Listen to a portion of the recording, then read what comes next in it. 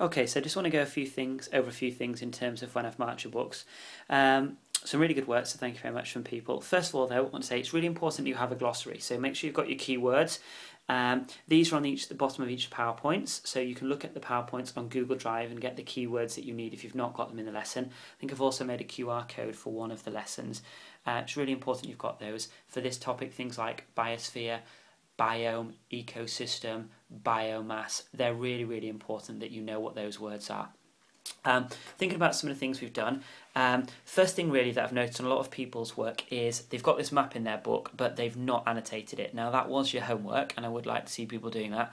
So when you're annotating this, and this is something I want you to do for homework, you need to label them, which they've already been done. Talk about the characteristics, e.g. tropical rainforest is very hot, very wet, lots of biodiversity, lots of biomass. Tundra is cold in the northern latitudes, fairly dry, lower biodiversity, etc.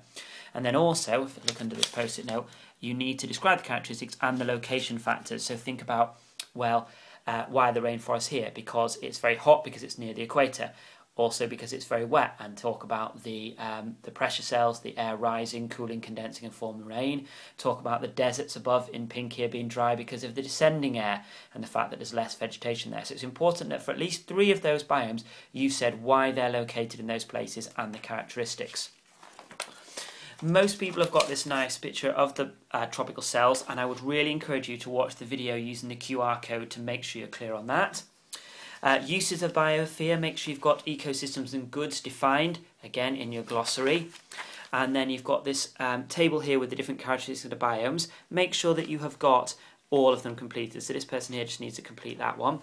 And finally, the green card for your homework.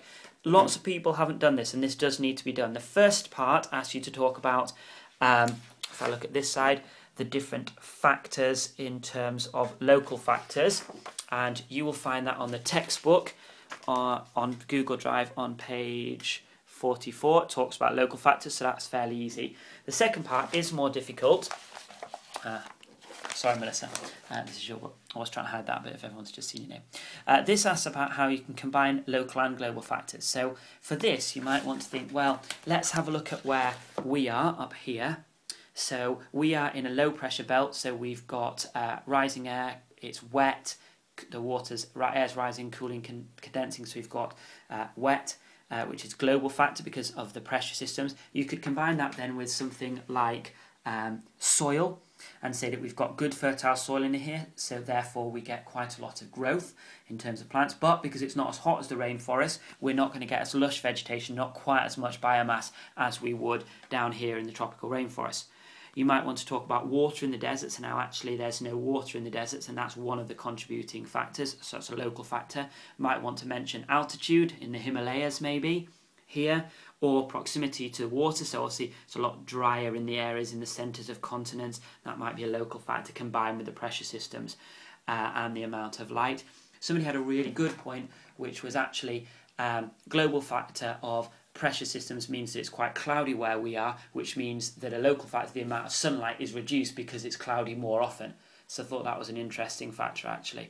So those are the sort of things you need to do in terms of your corrections, and that's what I'd like to do today. It's really important that you look at all the QR codes and that you do go over your work, because we really want you to do as well as possible.